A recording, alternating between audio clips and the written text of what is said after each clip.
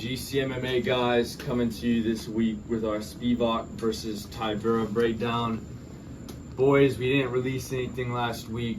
Took a bit of a vacation, clear our heads. Much needed vacation. A much needed vacation. Needed to just take a week off, boys. You know, we've been doing this shit now 8 months. We've missed 2 cards. We're not missing another one for the for the rest of the year, boys.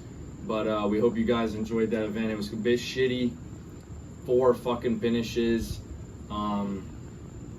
Yeah, anyways, enough about that. Getting into this card, Youssef Zalal versus Jarno Aarons. Guys, I know we got on Youssef Zalal when he was fighting Billy Q. Like in the lead up to that, we picked Billy Q and we were wrong. And Youssef Zalal really proved me wrong.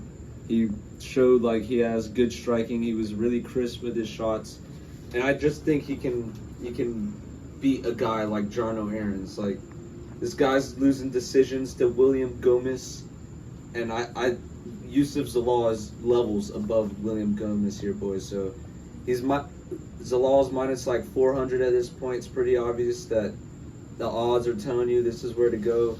I don't see Jarno Aarons getting like an upset KO or pulling a submission out of his ass, but Zalal is the pick here. Yeah, boys, I'm definitely gonna say this is one of my locks of this week.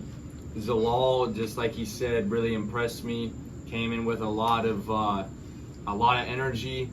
Outlanded Billy Q, fucked him up on the ground. He just came in with a crazy pace. I think we gotta start paying some more respect to these guys who were out of the UFC and who come back in because like he knew that was his time to shine.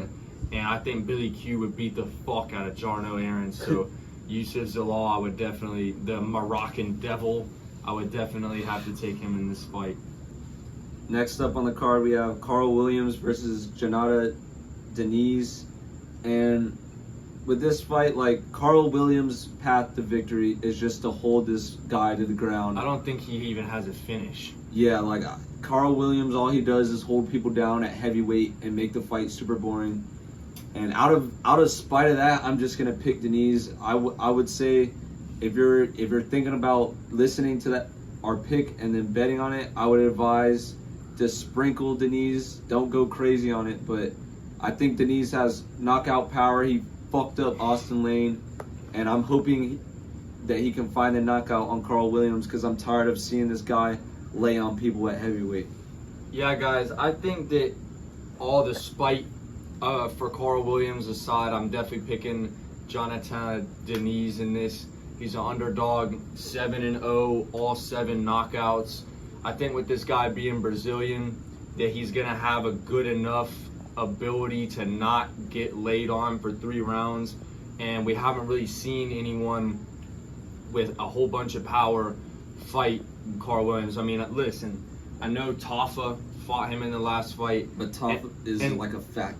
Yeah, but Tafa like literally rocked Carl Williams at one point. He was like hanging around the cage and got him. I just think that, you know, Denise is, I'm not gonna go as far to say he's the heavyweight John Silva, but he's definitely good on the feet, heavyweight, a lot of power. And like I said, we haven't seen too much of his ground game yet, so this could be a fraud check. But guys, I'm not picking Carl Williams. I don't fuck with that guy.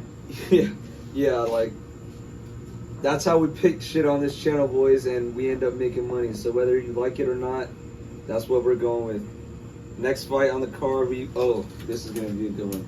We got Charalampos Gregorio versus Toshiomi Kazama. Guys, you know how we feel about this fight already. Yeah, we could honestly just go to the next fight and you already know what we're picking. Garrett Armfield fucked up Tazaka, and Tazaka came in thinking he was all raw with like his hair to the side and shit. When he got finished, he had like this mad face, like he didn't have that energy before he got finished. This guy's nickname, Kazama's nickname, is the silent finisher. Who has he finished? Besides the road to the UFC. Yeah, like those guys don't count when we're looking at records and who they're fighting. Like those guys do not count. And Kazama's on a 2-fight losing skid right now. This is his last chance in the UFC. I'm pretty sure he got knocked out in the first round in his last 2 fights. This guy is gonna go out. I mean, don't get me wrong. Like Charlampos, yeah, whatever this guy like.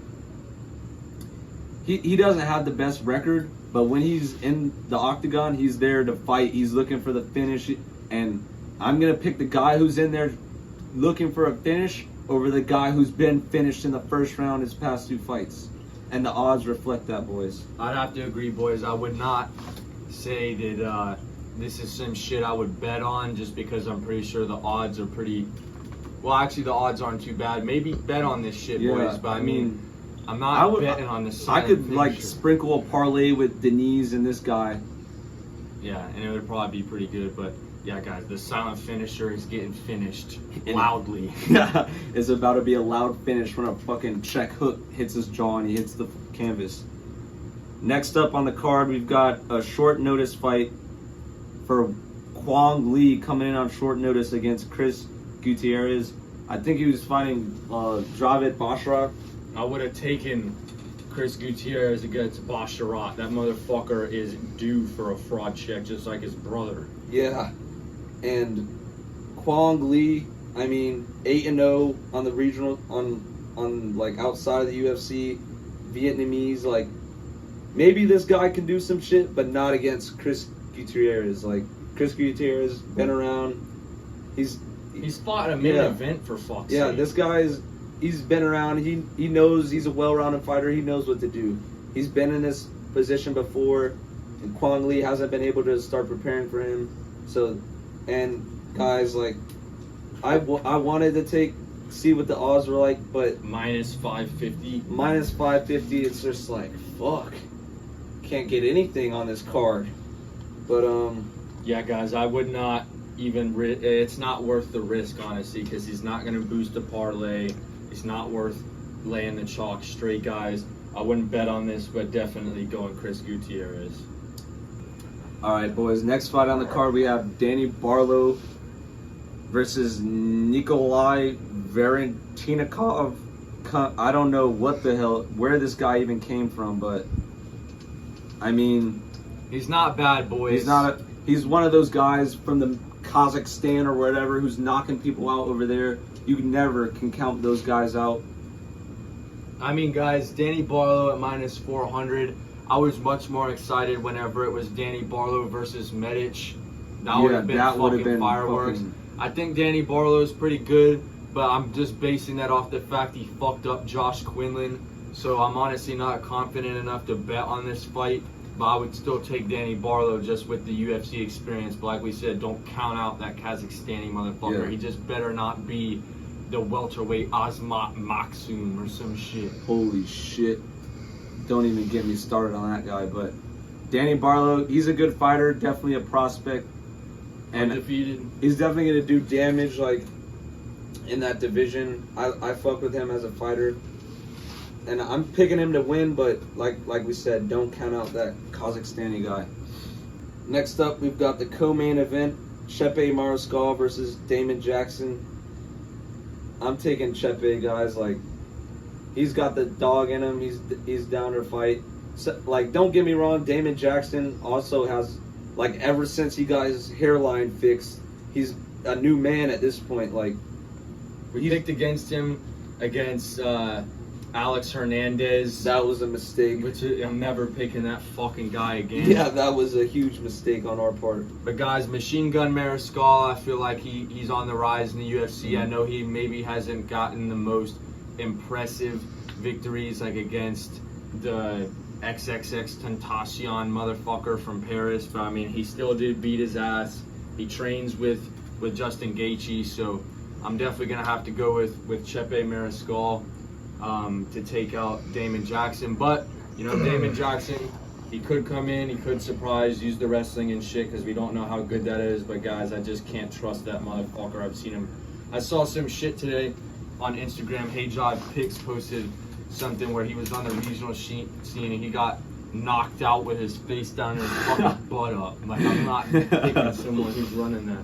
Boys, on to the main event. Spivak versus Marcin Tybura.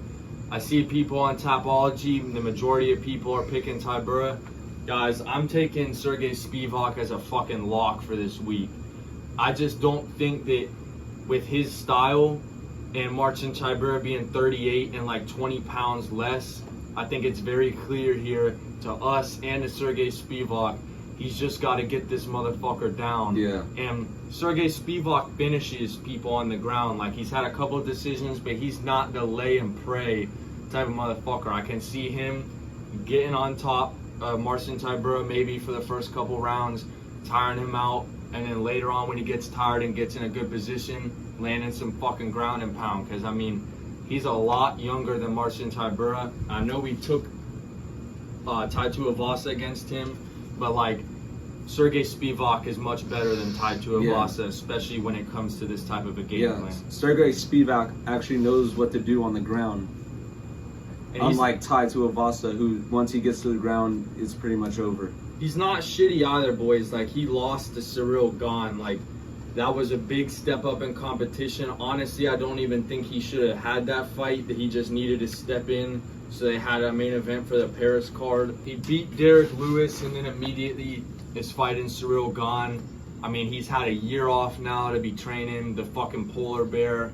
And I think he is going to be something in this division more likely than Marcin Tybura. Like, I already mentioned the age shit. I'm not saying Marcin Tybura sucks because he's older, because, I mean, just look at Nicholas Dalby. Like, he could run some shit, but I don't see him knocking out Serghei Spivak, and I don't see him hanging with him on the ground, boys. Like I said, Serghei Spivak has got to be the lock of this week.